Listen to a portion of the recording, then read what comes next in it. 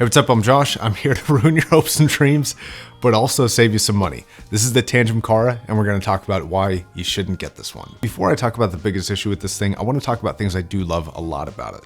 One, I really dig the ultra clean, minimalist aesthetic that they're going for. It almost reminds me of like a laboratory, and even in their marketing materials, they reference that it's quote unquote medical grade resin that the chassis is made out of. Speaking of that chassis, it's relatively comfortable. It's a very safe shape. It's a lightweight, fairly comfortable IEM that doesn't really make too many mistakes. It is a multi-nozzle design, so the stem is a little bit on the bigger side, but definitely not the worst we've seen on this channel. So I'd give the build and comfort about an 8 out of 10. Anything more robust, like metal, would be a lot heavier for this size. And the plastic, while it's not my favorite design choice, definitely isn't the worst plastic out there that I've seen on a $200 IEM. Now, if you've never really heard of Tanchjim, they are a more budget-focused company, and they make a couple of expensive IEMs, this being one of them, though it's not the most expensive. Now, the biggest problem with this IEM is that it's just straight up beat by headphones that are like half the price. The bass response is quite good. It's got a good amount of thump to the kind of mid-bass response. It's got a good sub-bass response. It feels very fulfilled and clear throughout most of the bass response. The shaping of it and the speed of it is good, maybe nothing to be particularly proud of, but it's decent. Now, this is a 5-driver design. It is a 1 dynamic driver and 4 balanced armature design. And to be honest, that dynamic driver does feel a little bit disconnected from the rest. It feels stronger than the rest of the drivers. So you have a little bit of a mid-range focus, not a lot of a top-end focus, and a lot of a bass focus. Now, this tuning preference is not the worst thing in the world, to be honest. I think a lot of people will find this pleasing, but at the same time, the way it's delivered, it doesn't make it extremely competitive because you can achieve this through much cheaper means and even get some things that are a little bit better, as we'll talk about later. Now, the mids are pretty decent. This must be where most of that focus of those 4 balanced armature drivers are going, because it does come across a little bit forward, pretty detailed, pretty clear.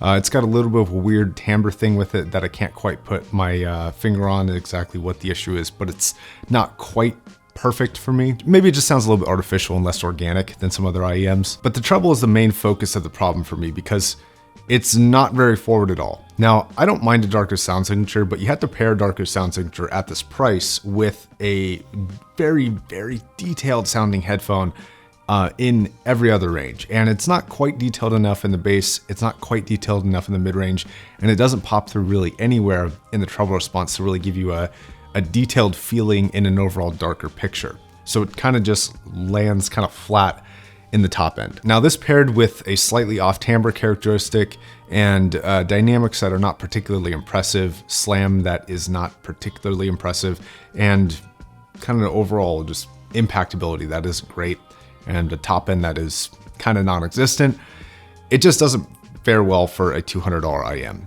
So here's what I would recommend instead. For a little over half the price, you can get something like a Moondrop Aria, and I would recommend a tip change on the standard Aria. So pay a little bit extra for good tips. I'll drop links to a couple recommendations down below that might give you different sound signatures.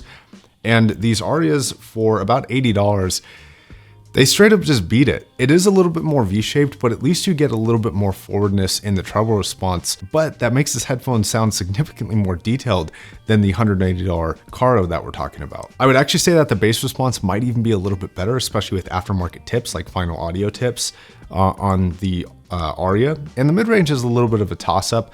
The imaging capability of the Kara is definitely a little bit better. The center imaging strength on the Aria was not its strongest asset, but the tonality is a lot more correct, and I think even the frequency forwardness is a little bit more forward, so they pop a little bit more. But one of the bigger things that's more of an audiophile focus is the overall like impact and dynamic capability of this in all of its regions. Both the mid-range, the bass, and the treble can pop a lot more and have a lot more variety to how loud they sound than on the Kara. The Kara, in comparison, sounds a little flat to me. So I'm not gonna keep pounding the same drum here. I would save some money here. Maybe get the Aria and a different headphone if you're looking to spend $200 on IEMs. You can just get a lot better performer while still maintaining a very pleasing and engaging warmer sound signature, which the Aria offers. Without going way into like over technicality or a bright headphone, you can still get a very pleasing grounded headphone just for a lot less money. All right, if you were looking forward to the Kara, I apologize. it might be suited for some people, but I think that the frequency response that you can get out of this can simply just be achieved by different ear tips that make the sound signature a lot darker on things like the Aria. So yeah, that would be my recommendation. A little quick review here. And I will see you guys in the next video, which will be the Hyphaman Ananda Nano. So subscribe if you're not already for that.